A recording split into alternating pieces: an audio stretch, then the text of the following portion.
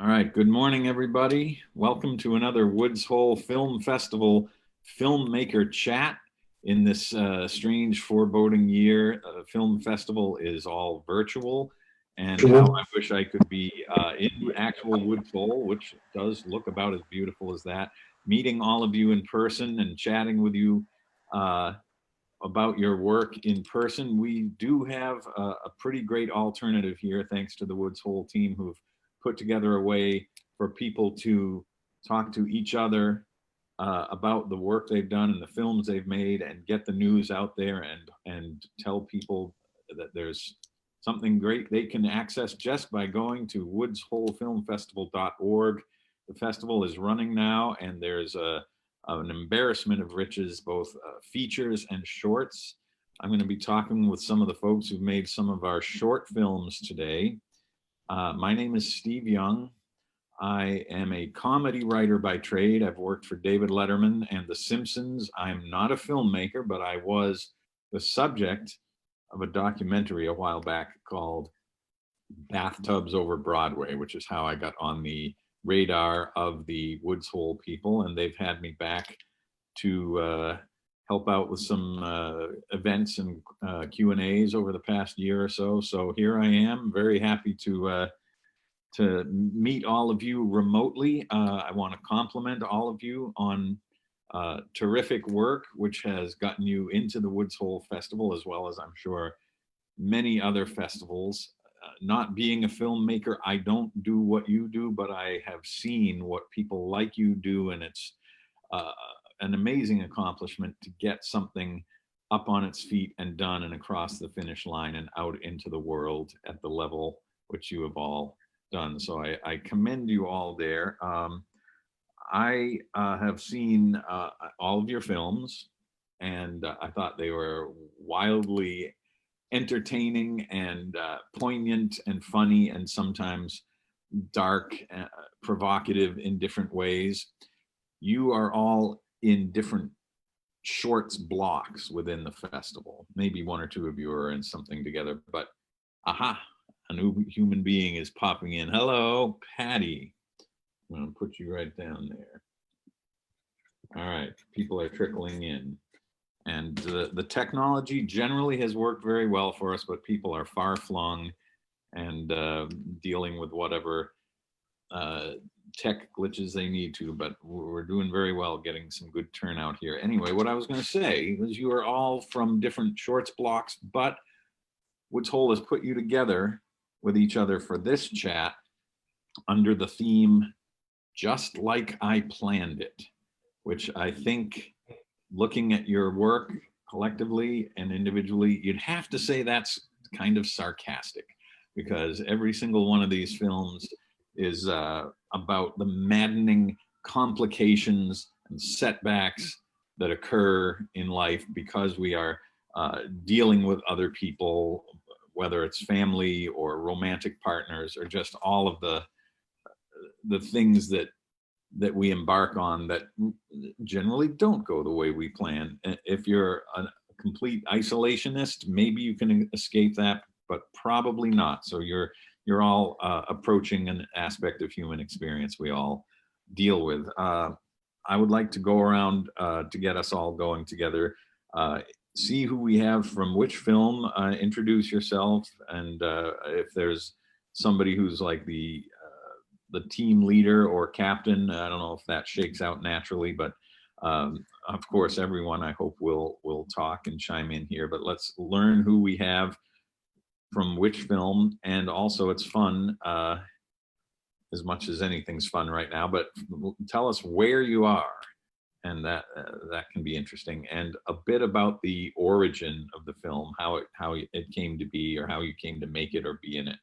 Let's see, we have from Freeze, I saw Maya. Maya, hello, welcome. Why don't you tell us a little bit about yourself and Freeze and how it got started, and where are you? Okay, hi, I'm Maya Albanese, and I wrote and directed Freeze. I'm in Silver Lake in Los Angeles right now. This is my first words I've spoken today. And I don't know if anyone else is in LA. Freeze is, I would say, semi-autobiographical, but it's based on a true story. And it's about a woman who turns 35, which has been stated as a woman's fertility cliff, and all the chaos that ensues and the increasingly precarious decisions she makes as a result of turning 35 and also being dumped by the love of her life on her 35th birthday. And it takes place in a heightened world. It's genre, and it's meant to, be kind of like a psycho comedy drama that gets us inside what it feels like to be a woman running out of time to have kids in her 30s in a patriarchy. All right. So Silver Lake, thank you for getting up early and speaking to other human beings at this ungodly hour. All right, Maya. Then we have from Kevin, we have Boys and Toys with Kevin. So hello, Kevin. How are you? Where are you? And how did Boys and Toys get going? That was very skillful. Classic physical comedy. Yeah. Expect nothing less from you. Yeah. My name is Kevin. I'm the writer-director of Boys and Toys. I am in Brooklyn in my apartment, so it's not as early for me, but these days this feels early too. Yeah, I know. And my short is basically a cringe comedy about the worst one-night stand ever. So yeah, I think it works pretty well with this theme. Yeah, and did this come out of an experience you imagined or heard a version of from someone else, or? It's mostly imaginary, but it takes elements from real life, for sure. It has an air of authenticity about it, I would say. Thank you. Luckily, I have not been down quite that road that you have in the movie, but I bet people have. It's going to happen that way. So, well, thanks, and hello over to Brooklyn, my neighbor. And Brooklyn, I don't know what it looks like out your window. Probably not quite like that, but this is a fake background that Woods Hole has provided, if anyone was curious. I'm in Manhattan. So okay.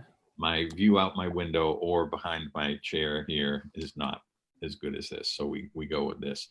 We have a couple people here from The Reveal. Hello, The Reveal. I think, are you guys in LA? We are, yeah.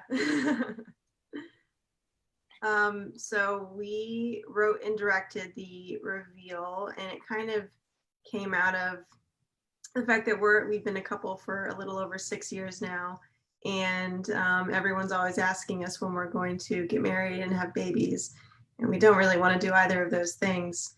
So we kind of decided to write an absurdist comedy about being confronted with these ideas in a very, very dark way. Yes, and still quite fun and funny and satirical.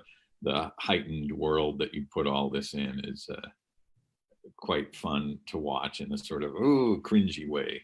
So congratulations on that one. That was fun. We have a couple people from Drinking for Two, and this may be a first. We have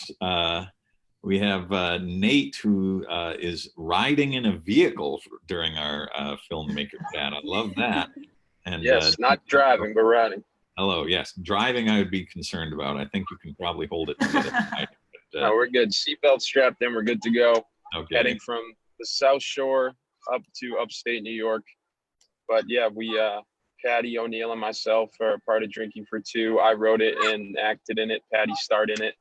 And yeah, it's a great story about a family, something that can be near and dear to some of our hearts, definitely mine, not to that extent, but the whole concept is a couple who are trying to hide the fact that the wife is pregnant, and the wife comes from an extremely rowdy family who is always looking for a reason to pop another bottle of champagne or pour another glass of bourbon. And the husband takes the brunt of all the drinking in order to try and keep the secret from the family. So that's the concept. Lots of twists and turns along the way, both dramatic and humorous. And yeah, Patty, anything to add? I just love your writing. So I had a ball writing, being in the film. And where are you today, Patty? Boston. Oh, cool. All right. Yeah. So close to Woods Hole. closer than you are, I guess. Yep. But, thanks for being with us. Yes, as soon as I saw your two faces pop on, I thought, oh, I know those people. That's a fun thing about doing this, is getting to actually meet the people who I've been watching in these films. So that's fun for me. And then we have from the Bees and the Chickadees. Good morning, Britt. Do you go by Britt or Brittany? Oh, Brittany's from the reveal. Wait. There's Whoa. another Brit. That's great. Do I have somebody from the? All right. Well, Britt, hello. I'm sorry. I have yes, you are from the reveal. All Sorry right. to disappoint. I thought we were on something else. All right. Well, hi, Britt. I'm sorry about that minor confusion. That's okay. Hi, everyone. And are you out in LA also? I am. Okay. Well, thank you for getting with us at this early hour. And how did you get to be hooked up with the Chloe and Kevin crowd? Chloe and I are co-stars and friends. We run a show called General Hospital together.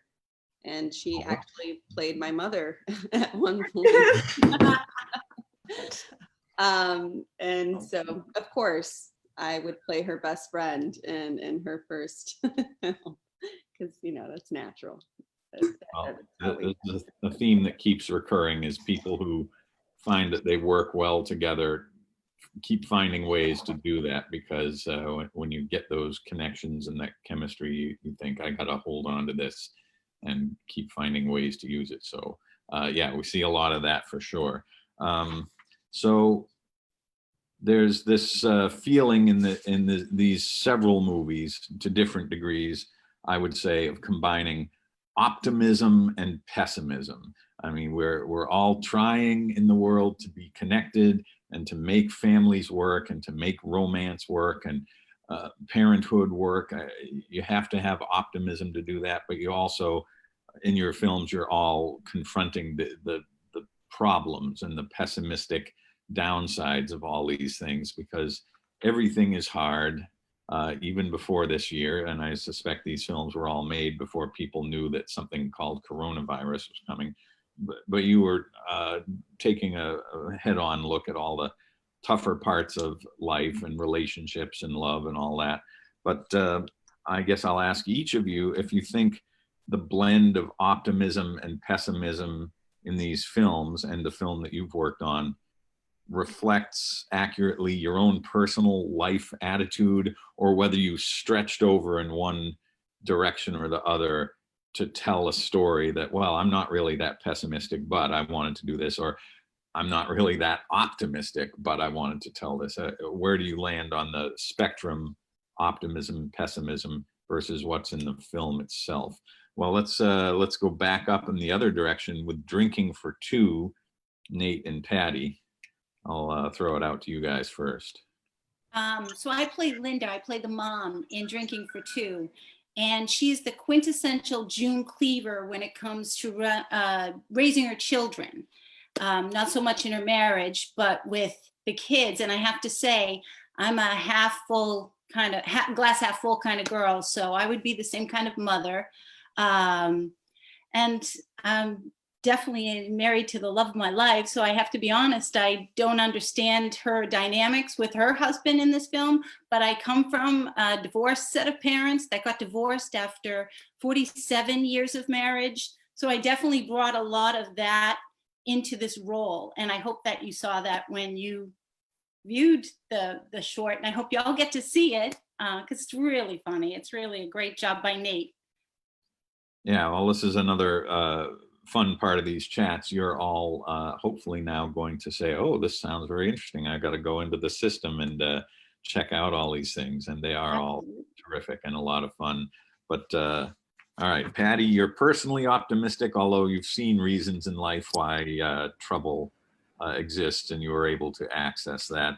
Nate, would you say that you're kind of in the same realm there in terms of optimism, pessimism?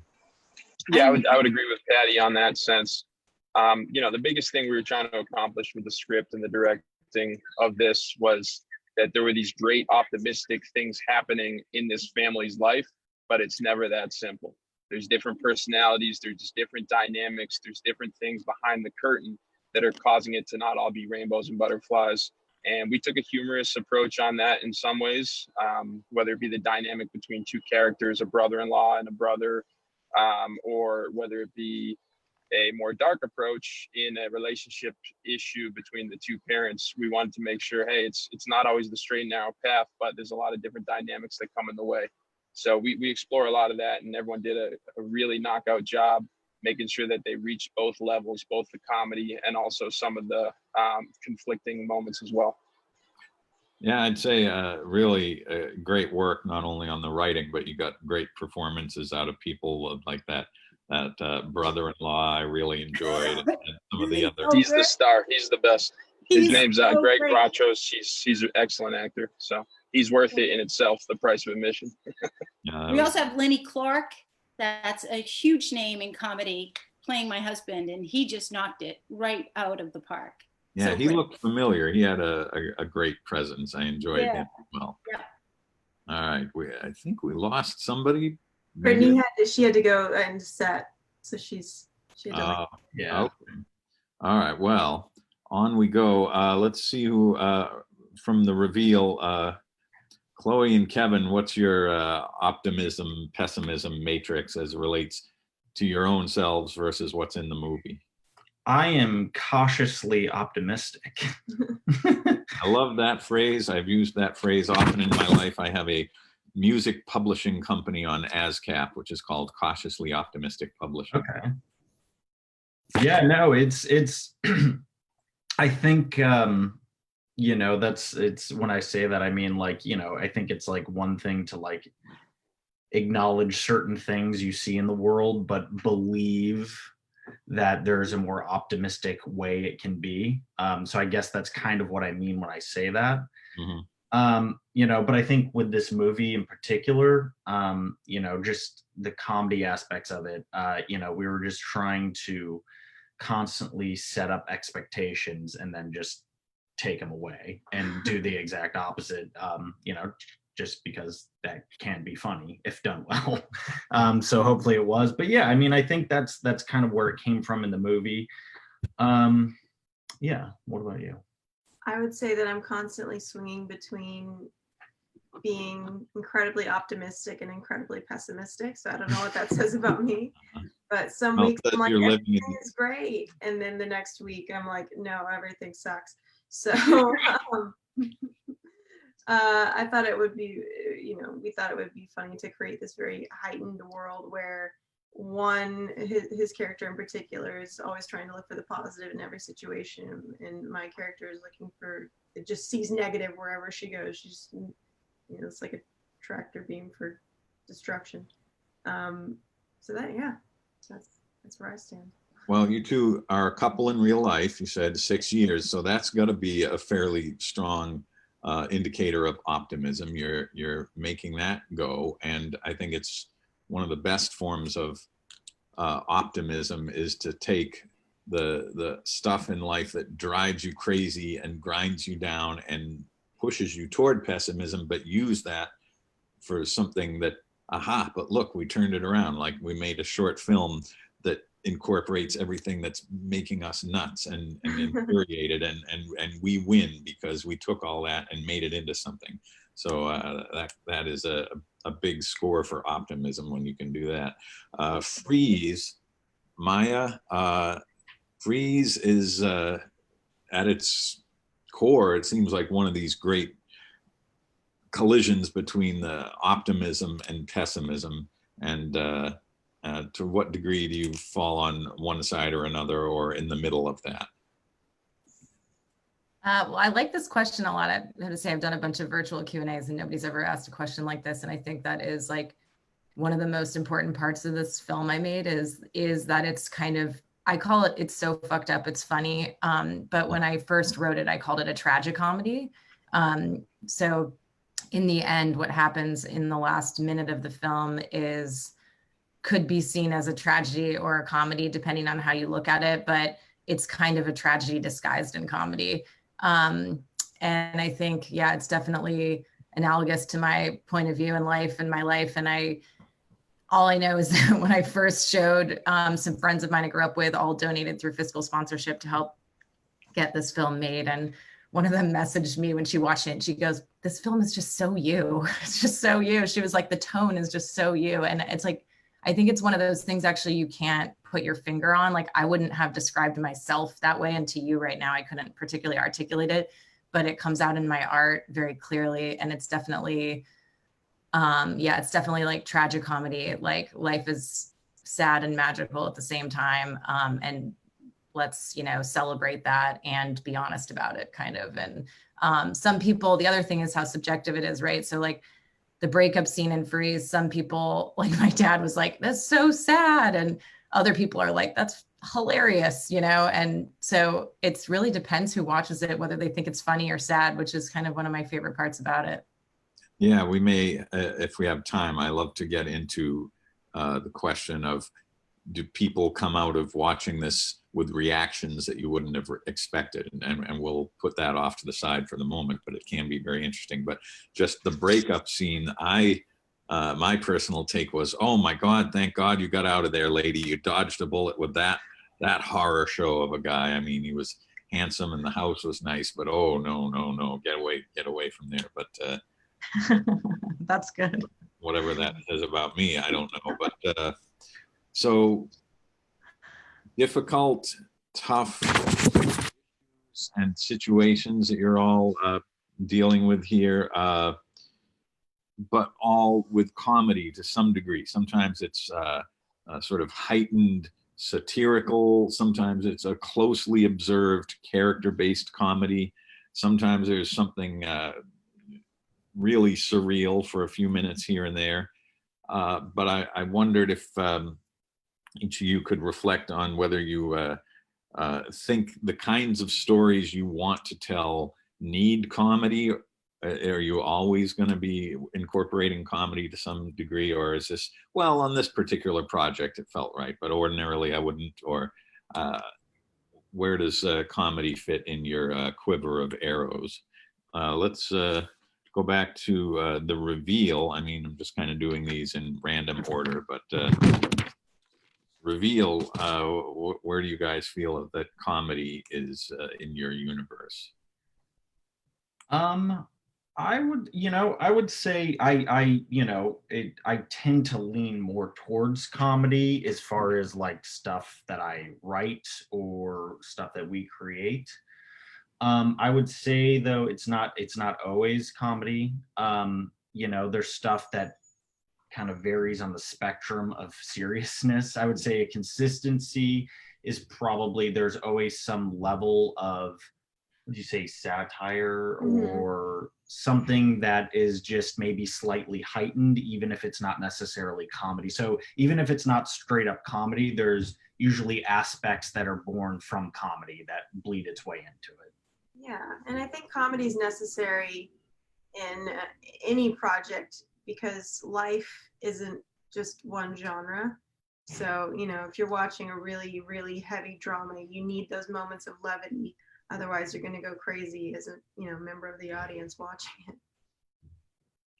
Oh, yeah, it's true. Comedy is ubiquitous even in dark times, I suppose.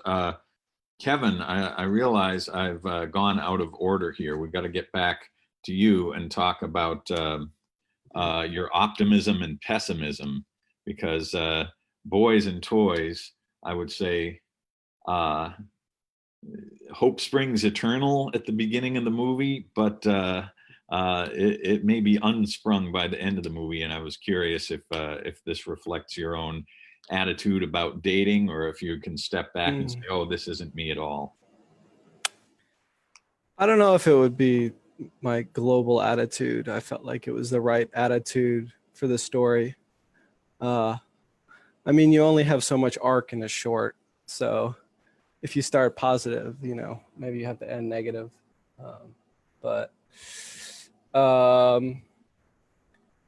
Yeah, I think I fall, especially recently, more on the pessimistic spectrum. So it's a reflection of myself, but it's good to have a laugh about it. Yeah, and by the end of Boys and Toys, where it's been this great confluence of one terrible thing after another has heaped up. I mean, at the very end of the movie, you have one last sort of surprising little twist of horrible comedy. I was thinking, oh no, it'll be okay once they explain X, Y, and Z, and this will be better later. And you want to hope that these people are okay because you've actually, within this short amount of time, kind of built up sympathy for them. You just get the sense, okay, today is a bad day, but maybe tomorrow will be a little better. But time heals all wounds. yes, and there'll be a fresh canvas the next day for them to try again. But yeah, it really was a deliciously oh no sort of feeling, and if you can see the worst version of a situation like that, maybe you can think to yourself, well, I've never had it that bad, so I guess I'm comforted by this movie. And the same thing in a way with the reveal. I mean, you've got this West LA setting that you've sort of heightened, and I suspected, and I think that I'm right, that it's not quite that crazy, but you probably drew some real details out of it, and you can say, all right, it's not that bad in real life, but we enjoyed looking over the edge of the horizon to the crazy version. Yeah, we've definitely never experienced anything quite like what we wrote for this movie, but you know, we just kind of got fascinated with, you know, on the internet watching all these crazy gender reveal parties. You know, people with, you know, people. Oh yeah. People have died. Like oh, they're insane. It's a whole thing. So we wanted to. We didn't get that. You know, nobody died during our shoot, luckily. That's what was missing. But yeah, we were fascinated by that aspect of it. Yeah, gender reveal parties. That's something that I've only heard about or read about or now seen. So I still have more of life to experience in real life. But with Drinking for Two, I think you guys had the most realistic feeling of family and love and life, and you weren't going off onto levels of surrealism or fantasy. Would you say, Patty, that you personally grab onto comedy when it's that real character-based sort of thing? Probably I will say yes, but I work mostly in Boston. So as soon as that accent comes in and I'm parking that car in Harvard Yard, we get cast as the comedic fool. So drama, when I get my R's back and I try for a role that's very dramatic, it reaches maybe more to me because I'm pulling from the acting part of me, where I am normally a funny person, that half full person. So comedy is natural. As Chloe said, it's essential right now in this day and age, living the way we all are living. I live to just watch Real Housewives so I can laugh because I'm miserable. You know, the political climate stinks, this disease stinks, everything stinks, but we got to find that joy. So I'm looking for that joy every day to keep myself sane. But if a good role comes in and I'm talking really funny like that, like Stronger, that's how Nate and I met. We were both in the movie Stronger. And everything was ending with AH, and you know, I became the comic buffoon in that film, but that's okay. That's what we get here in Boston. Well, that's very interesting about the accent as being this marker or marker for comedy. Definitely. Or it just makes you laugh a little, right? I mean, I grew up in Massachusetts and I had that accent. Where? I grew up in a town called Pepperell. Oh, I know Pepperell, yeah. Boston, and I had it hammered out of me at various points in my life, but my mother still has it. But it is that sort of thing. If you want to savor it, and there is pleasure in that, and it's very easy to turn that into a part of an ingredient of a comedy for sure. Although a movie like what was it, The Departed? I was just gonna say, not as comedic, but full of that accent. No, but when you watch it, you still laugh because Mark Wahlberg has such a hard accent. And, you know, we jump for joy every time Wahlberg's coming to Boston because we know we're going to get cast, you know, the fighter, whatever. And there's a good chance for good roles. So. Well, it looks like Nate has gone into some dark zone with the signal on the road. He texted me. He has a newborn in the back seat, and the baby started screaming, so they had to pull over to feed his daughter. So. Wow, his daughter. Okay, there's a new clip in the Filmmaker Q&A. Okay, well, maybe we'll get him back for his real life view of comedy as the child is screaming. Okay, but. Wanted to go down to back to Boys and Toys for a minute. Kevin,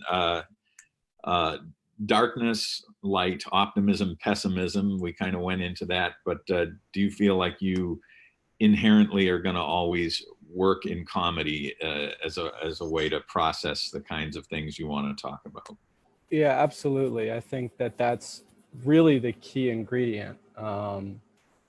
And I actually probably lean more on the comedy in this one that I might like to in the future. But I think my favorite movies are funny movies that aren't explicitly comedies. That can inject levity into all sorts of situations. Yeah, I sympathize with that. I mean, an example of a show that I don't think is billed as a comedy is Succession on HBO. If any of you have seen that, yeah, which makes me howl with laughter at points. For sure. Yeah, so I agree. If you hit that right, that little sliver of the hilarious stuff that's not being billed as a comedy, that can be very exciting. And I think you were kind of in that with Boys and Toys, because there was tension. And there was like right out on the edge of disappointment and frustration all the time. But I mean, there was darkly hilarious stuff going on all there. So everyone check that out as well. With Freeze, Maya, you're putting comedy as a layer over the top of some tough stuff. Do you feel like that's just the sort of inborn move that you have as a filmmaker, is to combine the comedy with the tougher issues? Yeah, I've been thinking about this. When I wrote Freeze, it kind of flowed, right? Like I was saying before, it was very mean, flew out of my heart, like onto the page. Whereas I'd been spending 2 years now writing a feature that isn't really comedic. And I think I realized that like I just have a sense of humor naturally. And so it feels more natural to write things that are darkly comedic, because it's more reflective of the way I actually think and move throughout the world. So I think my natural tendency is to write comedy. The majority of my writing career so far has been comedy, although not my directing career. I've done heavy emotional, dramatic stuff in directing, but yeah, I think even in the feature I wrote, so like if I look at, you talked about shows you like and heroes, and I realize all my favorite movies and shows are satire, and satire I think is brilliant because it can be really dark. I mean, one of my favorite shows is Black Mirror, which you could say is like really depressing, but I find humor in Black Mirror all the time. And I think also probably 90% of the shows and filmmakers I love growing up are from the UK. Or they were American directors like Kubrick and Gilliam who had strong UK ties. Whatever way their sense of humor and brain works matches mine. And so sometimes I hate to say comedy, I like to say satire, because I think satire's like pretty dark in a way, and it feels more like, but comedy, obviously we all know there's like so many genres of comedy. So the next film I'm making I'm calling it dark satire, because I feel like sometimes being beholden to being a comedy person, like you're a director and a writer in comedy, then people are expecting hard laughs, jokes, laugh out loud. And that becomes like a barometer for how good your work is. And it's hard. I think drama is easier than comedy, honestly, but comedy is more worthwhile when you nail it. Yeah, well, the saying is that comedy is hard, and you have that instantaneous feedback meter. Are people laughing? No, then maybe there's a problem. But you're saying it can be deeper than that, where and as a comedy writer for a long time, I have what I call comedy damage, where I can analytically say, oh yes, that's very funny, but I no longer have the immediate access to the like normal way that it should make me laugh. And that, I think, is more me and my particulars. But I do appreciate that there are nuances and flavors of comedy. I think it was a writer named Michael O'Donoghue who had a great quote once that I always remember. He said, making people laugh is the lowest form of comedy. And you're all kind of working on, yeah, I'm sure you would all love to have people laugh at certain points in your work, but you're looking for something a little more complex than that, I think, sometimes. And that actually kind of gets me over to one of the other questions, which I alluded to, which is, are you surprised sometimes by what people see in these films, and laughs that you didn't expect to get that you got, or things that you sure were a moment that would that makes you laugh, but other people thought, oh, I thought that was very serious, or any variety on that. Patty, what have you seen as people have watched Drinking for Two? Or are you surprised? For sure, the brother-in-law. So many people that I had sent it to, family members, didn't get his humor. And filming, there were points I couldn't get off the floor. I was laughing so hard with him. This gentleman is a tremendous actor. His comical timing was impeccable because the writing was really good and they let him improvise. So that'll be interesting. If y'all get to see it, I would be very curious to get any feedback on his role specifically, because he just slammed that role. He was great. And it went over some people's heads. They just thought, it wow. Went over the majority. I didn't get it. But see, because Steve, you brought it out. You even caught that he was so good at that role. He was fantastic. Yeah, I mean, uncomfortably good, but compelling, yes. Hilarious. But all right, some people are just not on that wavelength, for sure. With the reveal, I mean, do you have people going, oh, in a way that you thought, no, come on, relax, it was fun, or the opposite? We actually haven't had the chance to view it with a large group of people yet, because coronavirus hit pretty quickly after post. So it's just been like, us sending it to friends and colleagues. But they've all been very generous with their feedback. They all like us though. So who knows if they're telling the truth. But we're excited to finally, one day be able to sit in a theater with people and see how they react. Yeah, that is a huge nail biter of a moment. I'm sure you've been through versions of that with other projects, and I'm not the director or filmmaker, but this documentary I was in, it's rough cuts and tests here and there, and okay, we think we got something, and then you're at your world premiere with 900 people in the audience, and as much as I was confident it was going to be great, the director had to just go on that psychological minefield journey herself, and there was no way around it, and luckily it was a wonderful triumph. But yeah, the psychology of a group of people together, all making some organism larger than just one person in front of a screen, that is something we are sorely lacking these days, and hope we can get back to. But yeah, when you get a good hot crowd who's locked into your sensibility, boy, that's why people do it, I guess. But people in general on the reveal have been getting what you're hoping that they'll get, or not? We've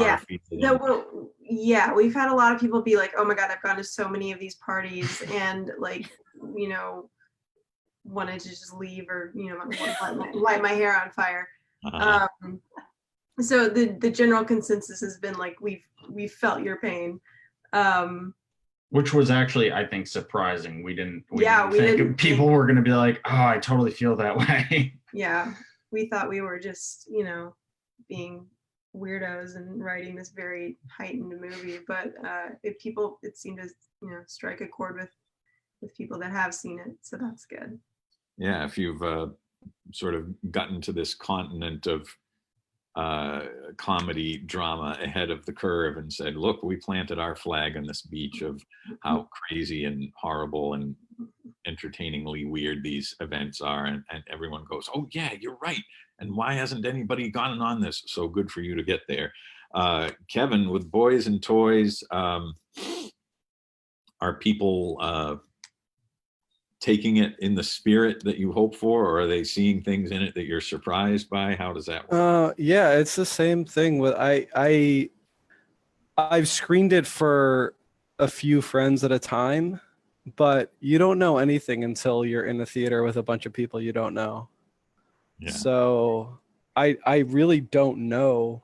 It's also just not laughter too. It's, you can sort of sense how a crowd is, whether they're captivated or they're uncomfortable or I feel like there's a lot of different things too, just besides laughter, you can gauge being in an audience with people. And I agree with the reveal people too, is that like, I have very few friends that I think can point blank just be like, no, that sucks. But those people I cherish. Yeah, the honest notes that Yeah. annoy you, and then 20 minutes later you're thinking, well, actually, Yeah. maybe Well, I could. I mean, honestly, it's nice. One of the nice things actually about, getting in the festivals, especially now, you're like, oh, someone did respond to the film because someone at the festival watched it and accepted it. So that's good. That's good to know. But in terms of beat by beat reactions to the film, I'm still kind of in the dark. Yeah, but I'm sure you're getting people saying, oh my God, this reminds me of a dating horror story that my friend told me, or you really tapped into that anxiety and just things spiraling out of control. So I'm sure you've grabbed a hold of something very accessible with this, and hopefully time will tell that a large room full of people will all go on this journey very happily together. And Maya, what would you say that you've found as you've within whatever capacity we have now, put this out into the world? Does it land the way you would have expected, or are you getting some surprises? I also, when we finished and like the festivals we gotten into, the pandemic had already begun. And so we've never gotten to screen in a theater at a festival, which is obviously tragic for filmmakers. I feel like I'm like missing a piece of the experience that I was meant to have, and that we all were. So I hope that maybe some festivals will do like side events or special screenings and showcase a few of the 2020 films in 2021 if festivals happen in 2021. But so I don't have like a great feedback sense. We did do test screenings along in the process. I think, yeah, and we also, we've gotten some notes from programmers before I've asked for. It's rare that you can get notes like that. And I noticed that a lot of times in programmer notes, there's like the moments they liked the best. Like it'll say like, Eminem's moments, so funny, and so those, I think that every programmer, if there was any way they could give notes, it's so helpful to know what programmers think. I know it's like not really standard policy. And like I said, 95% of programmers won't give you notes, but I found the notes I got super helpful. And I think mostly because we're in this year where I wasn't getting any feedback from anyone else really. So, and they're really the people who, like you said, Kevin, they're the ones watching and validating that what we made is any good basically at this point is the programmers. But yeah, I think not to go on a tangent, but I think Freeze was like definitely the most challenging thing I've ever done, just because it was so tonally, there was so much nuance in the tone, and so many moments where we filmed were really dark and so many were really funny, and just kind of not knowing how people react to the feeling of feeling both sad and happy at the same time. I think it is really challenging. I think tone is the hardest thing to land when you're doing dark comedy. You had overtly funny stuff with funny performers, and then you have things like the slow motion moments where like people are like desperately pounding on glass doors trying to get in, and you feel like, okay, that's like right up against the edge of some sort of tragedy. And I think you said tragic comedy. So yeah, that is a line to walk. But you said you had friends saying, this is so you. So Yeah. at least I don't know if that's a good thing, but that's what they said. I think it was probably meant very positively, but we are approaching the end of our time together. I want to remind everybody, both here that we're talking with and who's watching, that all these shorts are sprinkled throughout the programming blocks of the Woods Hole Film Festival in various other compilations, but check them all out. They are wonderfully unique and gem-like. Shorts is a world unto itself, and I'm learning more about you have to make so many choices about what not to put in and what to leave ambiguous, and the backstory and what might happen later, and so many things you have to say. I can artfully decide to leave that out. So shorts are a peculiar delight, and boy, we got plenty of them here at Woods Hole this year, and of course all the wonderful features as well. That's a whole other world, but we got it all here at Woods Hole, and I want to thank all of you for getting up either early or horribly early to be with us on this discussion. I love to hear about what you all do and what you think about what you do. I have come, as I said, to so much respect for people who make something and get it done and put it out and say, that's what I meant, and what do you think? And you're all here because it's great stuff. So thank you for being part of this. Check out all the many offerings of the Woods Hole Festival, which is running through August 1st.